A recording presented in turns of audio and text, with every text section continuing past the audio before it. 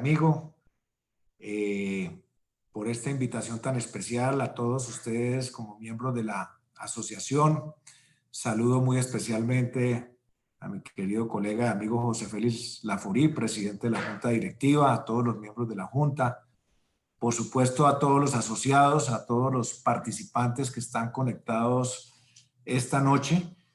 Y no quisiera empezar antes sin recordar muy especialmente a su fundador, a Fernando San Clemente Molina, a quien he admirado por su trayectoria, quien fuera senador, embajador y presidente del Partido Conservador. Y por supuesto que lo primero que quiero decir es que para mí es muy grato participar esta noche en este importante foro de los que la asociación adelanta con múltiples temas, como lo dijo muy bien el doctor Francisco, como un tanque de pensamiento que se ocupa de los temas, de los grandes temas nacionales, de la problemática, pero yo diría que también de las oportunidades, de mirar esas luces al final del túnel que muchas veces los colombianos nos preguntamos dónde están. Y en este momento es uno de esos momentos de, por supuesto, de incertidumbre en que todos quisiéramos tener una mayor certeza de lo que va a ser nuestro inmediato presente y el futuro de la nación. Por esa razón, creo que más que una conferencia formal o una charla, digamos, estructurada, lo que yo quisiera es compartir con todos ustedes algunas reflexiones y sobre todo algunos planteamientos sobre lo que es la recuperación y la reactivación de la economía en el país. Pero quisiera empezar diciéndoles que quizás muchos de ustedes se preguntarán por qué el título de la conferencia, Reactivación de la Economía, Ilusión o Realidad. Un título que pareciera que yo estuviera colocando en duda la efectividad y los resultados positivos de lo que es una anhelada recuperación y reactivación de la economía del país, que todos la queremos, por supuesto. Y la verdad que comienzo diciendo que soy optimista, soy muy optimista en esa recuperación, en la capacidad de resiliencia de los colombianos, pero muy especialmente de los empresarios, que hemos vivido a lo largo de décadas de superar adversidades de un país que se ha mantenido en tires y aflojes, en conflictos, en situaciones que obviamente de la que todos hemos ido poco a poco saliendo y apuntándole a un mejor futuro. Soy optimista también por la teoría del rebote económico, cuando un país ha caído a unos niveles de decrecimiento económico como los que tenemos hoy en Colombia, cuando se generan condiciones, y vamos a hablar de esa palabra condiciones, muy especialmente cuando se generan condiciones positivas después de una caída estruendosa como la que vamos a tener este año, en niveles entre el 7 y el 8 y el 10% quizá, pues también viene una oportunidad de un crecimiento posterior en que por lo menos anhelamos a volver a crecer a los mismos ritmos que traíamos en el año 2019 y quizás los que comenzamos a tener en enero y febrero de este año. O sea que yo me declaro optimista, pero no podemos desconocer que hay en el país serios nubarrones y amenazas que podrían dejar la anhelada reactivación de la economía que todos queremos en una mera ilusión. Y a eso me voy a referir, digamos, dentro de los minutos que tenemos en este espacio. Y esas son las reflexiones que quiero compartir con todos ustedes. Pero permítame primero colocar un poco en contexto de dónde venimos, dónde estamos y hacia dónde vamos. Yo creo que la velocidad de los acontecimientos en Colombia y por supuesto en el mundo pasan de una manera tan rápida que a veces nos olvidamos de hacer estos análisis en un contexto. Y yo me voy a tomar unos minutos para mirar ese contexto porque me parece muy interesante vamos perdiendo un poco la memoria. Nosotros terminamos un año 2019 con un crecimiento del 3.3, muy superior al del 2018, mejor que el del 2017, digamos, con una tendencia al crecimiento económico. Y eso no se nos puede olvidar. Y comenzamos un enero y febrero extraordinariamente buenos para la mayoría de los sectores económicos del país, tampoco se nos puede olvidar.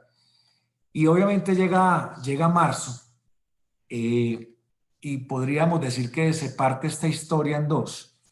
Recordemos muy bien ese viernes 20 de marzo previo a un puente, donde comienzan los confinamientos, los aislamientos en las distintas regiones decretados por distintos alcaldes y gobernadores, y prácticamente empatamos el 25 de marzo después del puente, ya en el primer confinamiento general que se extendió durante 9 oportunidades.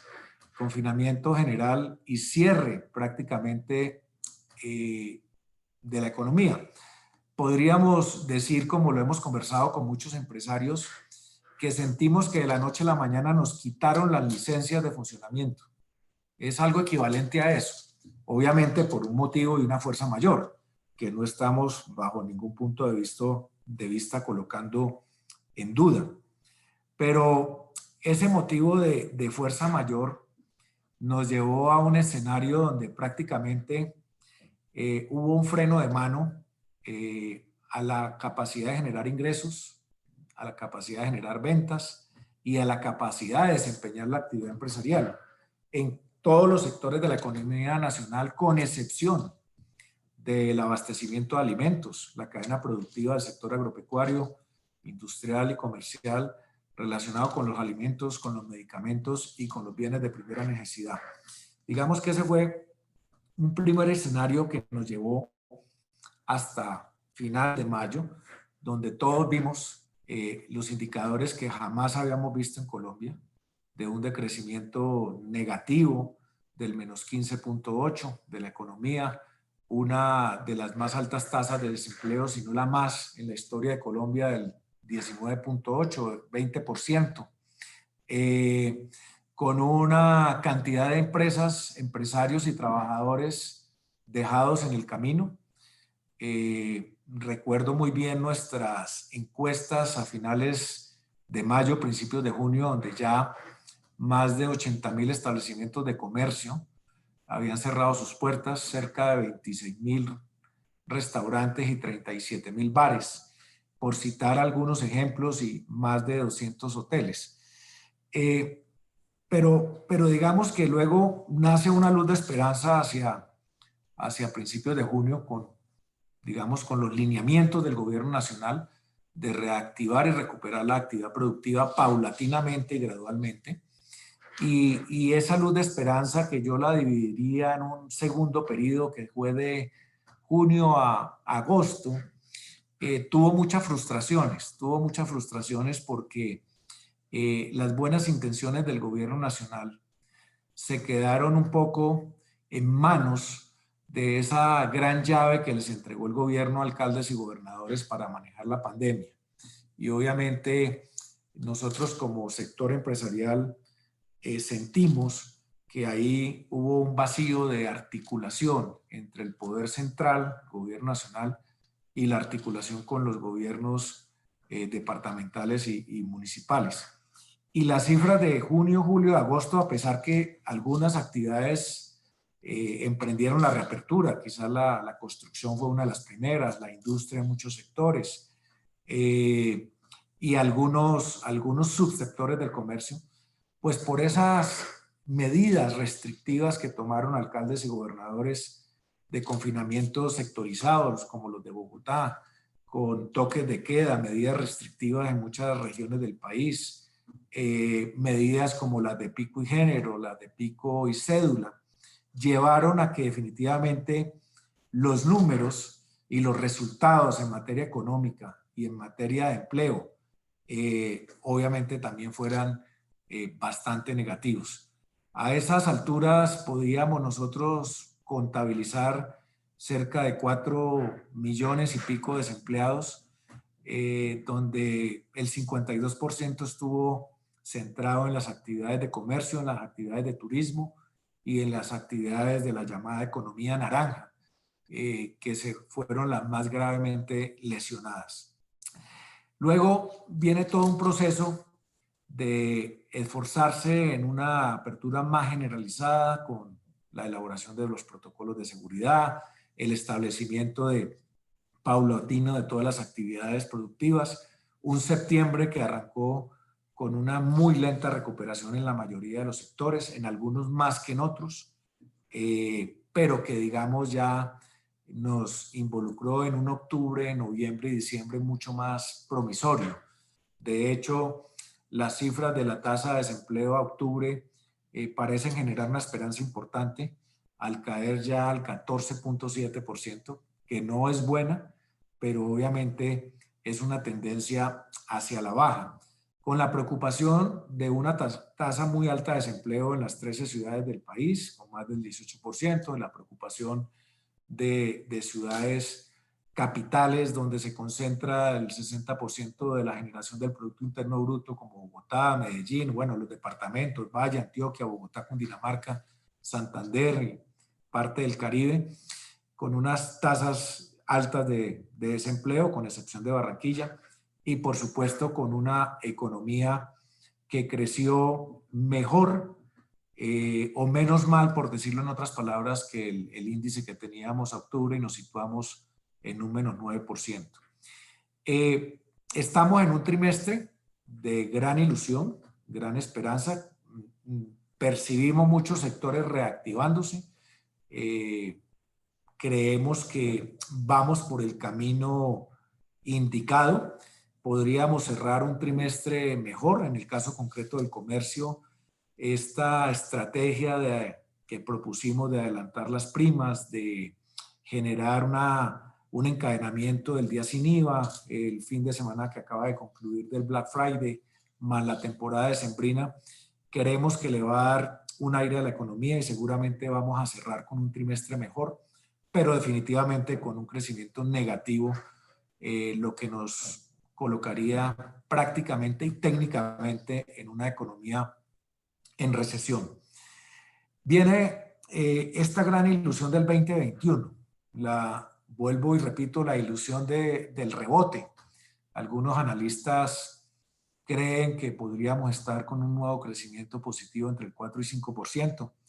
Es probable. Hay algunos sectores que tienen una tendencia muy interesante, el de infraestructura de obras públicas, el de pequeñas obras, vías terciarias, igualmente el de la construcción de vivienda con los subsidios del gobierno. El sector agropecuario volvió a crecer al 1%, el sector industrial creció poco, pero creció. Igualmente el comercio no creció positivamente, pero su decrecimiento fue inferior a los otros. Y podríamos decir que tenemos una curva ascendente de reactivación. Pero aquí es donde viene el análisis que quiero compartir con ustedes. Yo veo amenazas y condiciones que se tendrían que dar en el corto plazo para que esa reactivación sea una realidad y se afiance.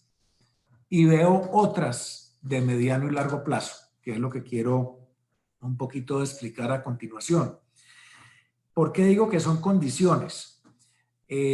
Porque obviamente va a depender de que estas condiciones que voy a mencionar se puedan dar, si no todas, sí una gran mayoría. La primera, sin lugar a dudas, es qué va a pasar con la pandemia. ¿Qué va a pasar con la pandemia? Y esto es una condición que puede amenazar la reactivación o puede, de alguna manera, generar un ambiente favorable a la reactivación, y es la forma como manejemos nuevamente hacia el año 2021 los brotes de contagio, las curvas de contagio y, por supuesto, las medidas que se tomen. Y lo digo claramente porque yo pienso que aquí hay un dilema que nos vuelve a coger nuevamente, a sorprender sin darle un manejo adecuado. y es ese falso dilema entre la salud, el cuidado de la salud y el cuidado de la economía y el empleo. Ya hoy empezamos a ver para diciembre medidas restrictivas de toques de queda.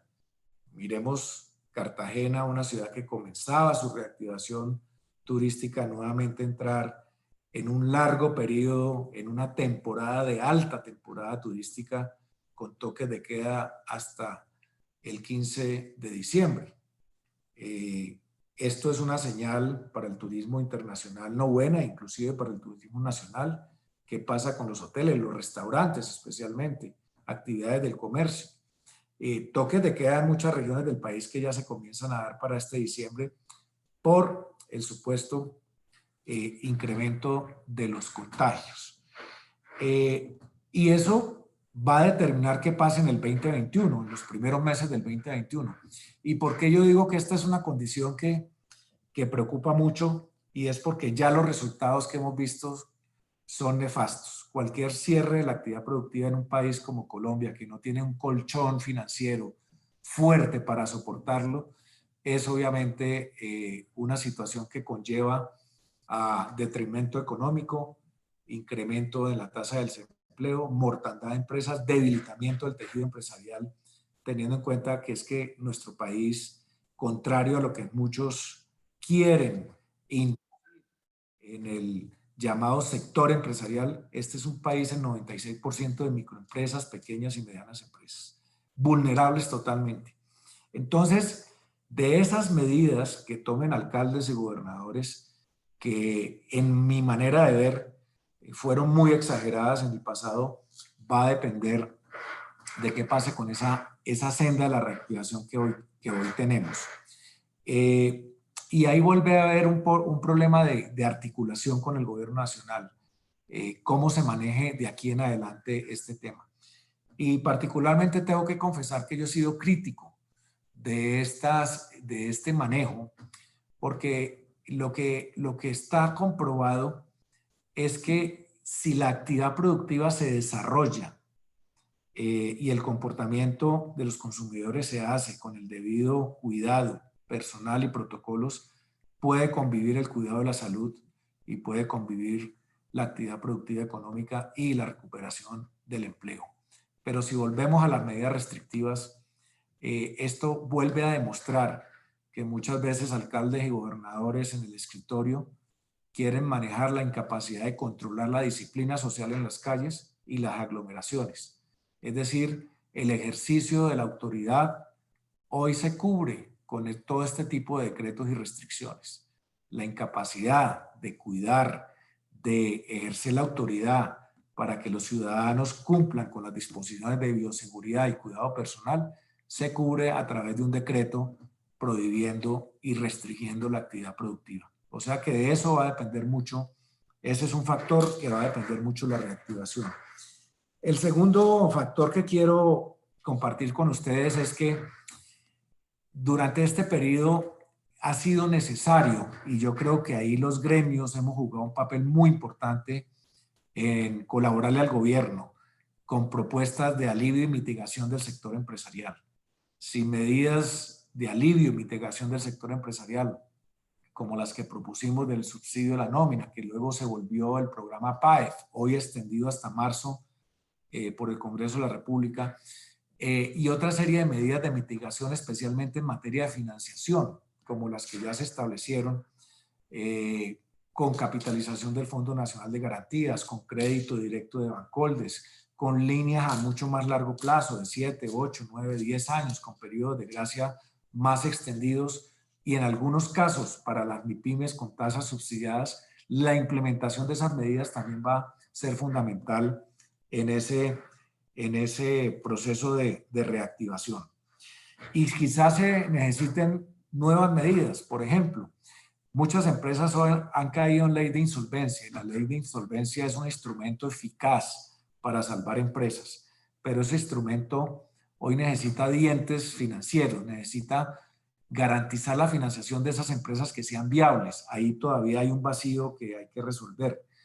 Hay otro tema por resolver en Colombia. ¿Qué va a pasar con los impuestos prediales, especialmente de la actividad productiva del comercio, del turismo, de las actividades de economía naranja, que hoy han tenido que seguir pagando impuestos prediales al mismo nivel cuando tenemos unos inmuebles que valen en muchos casos hasta la mitad de lo que valían antes de la pandemia o están al 60, al 70, al 80%, o que muchos establecimientos comerciales que sustentan el pago de esos impuestos prediales con su operación, pues han tenido una operación reducida durante el 2020, quizás al 50, al 40% de su capacidad. O sea que el tema de impuestos prediales en las ciudades y municipios de Colombia es todavía un tema necesario de resolver que contribuye eficazmente a la reactivación. El otro problema que la pandemia puso en evidencia es definitivamente ese tamaño que tenemos desorbitado de la economía informal y del empleo informal en Colombia. Lo vivimos en la pandemia y es necesario que de alguna manera, y de eso va a depender mucho también la reactivación, haya un programa masivo y novedoso de formalización empresarial y de formalización del empleo. Y paralelamente a eso, creemos y lo pensamos en muchos sectores económicos que la flexibilización laboral no da más espera. Es una digamos, necesidad que tiene el país con una legislación laboral anquilosada, elaborada en los años 50 con muy poquitas reformas, quizás las más destacadas, la Ley 50 y la Ley 100, pero que hoy colocan en un régimen laboral absolutamente inflexible, costoso y que no permite que de alguna manera en esta pandemia podamos terminar de recuperar los empleos perdidos y proyectar la generación de nuevos empleos fundamentales para la reactivación. Entonces, en nuestra manera de ver la flexibilización laboral y la iniciativa que pueda tener el gobierno del Congreso, en ese sentido va a ser fundamental para consolidar esa tendencia de la reactivación. La estabilidad tributaria. Estamos hoy ante un gran dilema. ¿Hay reforma o no hay reforma tributaria? Quizás si uno lo mira desde el punto de vista de la caja del Estado, del gobierno, sería necesario hacer esa reforma tributaria. Pero si uno lo mira desde el punto de vista del músculo de las empresas, especialmente en un tejido empresarial del 96% de MIPYMES, pues es muy vulnerable. Y una reforma tributaria que de pronto elimine incentivos tributarios que ha tenido el sector empresarial en su crecimiento del 19 y lo proyectaba hacia el 2020, pues es bastante peligroso. Y de ahí también va a depender muchísimo el tema de la reactivación. Nosotros hemos planteado por qué pensar en una reforma tributaria y no plantear una reducción del tamaño del Estado. Cuando hablamos del tamaño del Estado es en todos sus niveles, en el ejecutivo, en el legislativo, en el judicial, es decir, en el electoral, en todos los poderes de la administración del Estado, que hoy no hemos hecho ese esfuerzo y esa tarea pendiente y que es necesaria en el país. Por otra parte, creemos que también es importante avanzar en otros temas de estimular el consumo y la demanda. Colombia hoy todavía tiene una de las tasas de usura más alta del continente, tasas de usura que son determinantes en los niveles de los intereses del crédito de consumo, de las tarjetas de crédito. Si necesitamos estimular el consumo y la demanda, hay que introducir medidas estructurales como, por ejemplo, la reducción considerable de la tasa de usura. Y son muchos otros temas que pues sería muy largo tocar. Quizás termino en esta primera parte con la necesidad de profundizar la innovación tecnológica, la transformación y la digitalización, especialmente de las MIPYMES, las grandes empresas, las grandes superficies de comercio, hoy tienen solucionado y tienen esa oportunidad, ese canal abierto, pero las demás, si no hacemos un esfuerzo como país y como Estado para nivelar al acceso a la tecnología y a la digitalización de la gran mayoría de nuestro tejido empresarial, ponemos en riesgo esa reactivación de la economía. Pero lo que yo diría es que en esta etapa de inicio del 2021 en la reactivación, y recalco esto, va a depender mucho de esa articulación de gobierno nacional y gobiernos locales para no tirarnos la reactivación, para no volver a extender medidas restrictivas que lleven, digamos, nuevamente a unos escenarios negativos en crecimiento, en comportamiento empresarial y, por supuesto, en desempleo. Digamos que hasta ahí un poco el análisis de qué depende de que no sea una ilusión, sino sea una realidad en el corto plazo. Pero hay algo que nos preocupa mucho a los empresarios y a muchos ciudadanos, entre los que creo que están ustedes como tanque de pensamiento, como asociación que se preocupa de los problemas de la nación, y es las condiciones de mediano y largo plazo. Las condiciones de mediano y largo plazo tienen un entorno mucho más de estabilidad política, tienen un entorno de condiciones de poder garantizar en el mediano plazo. ¿Qué nos sirve reactivar el 2021 si caemos en un 2022 o 2023 de inestabilidad de nuestra democracia, del modelo económico que hoy tenemos, de la libre empresa y la competencia? Esa es una verdadera amenaza a la reactivación de la economía. En otras palabras, tenemos que señalar que definitivamente, en este caso, economía y política irán de la mano en ese camino de la reactivación. Y aquí es donde uno reflexiona. Si este corto plazo del 20 es incierto para la reactivación económica por las variables y condiciones que acabamos de ver, el mediano y largo plazo, con un escenario electoral y de un nuevo gobierno, sí que genera incertidumbre. Y en ese sentido, la pregunta es, ¿estamos preparados para minimizar estos riesgos?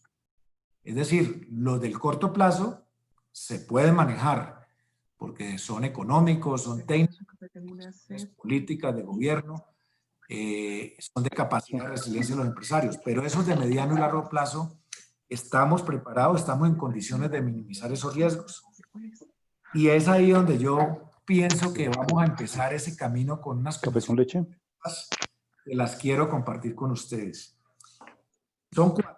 La primera, tenemos un sector privado que es motor de la economía del país, del crecimiento económico, de la generación del PIB, de la generación de ingresos, de la capacidad de inversión, de la generación de impuestos, por consiguiente, del alimento para las políticas públicas de cualquier gobierno. Ese sector privado lo tenemos amenazado, lo tenemos estigmatizado políticamente por una izquierda que quiera hacer ver al empresario y al empresariado de Colombia, olvidándose que la mayoría son micros, pequeños y medianos, como un empresariado adverso para el desarrollo del país. Y ahí la verdad es que son dos factores. Uno, de la situación que estamos viviendo propiamente dicha, y otro, el de la estigmatización de la imagen que están trabajando consistentemente y direccionadamente muchos sectores que quieren el poder en Colombia. Situación adversa. Algo hay que hacer ahí, ¿no?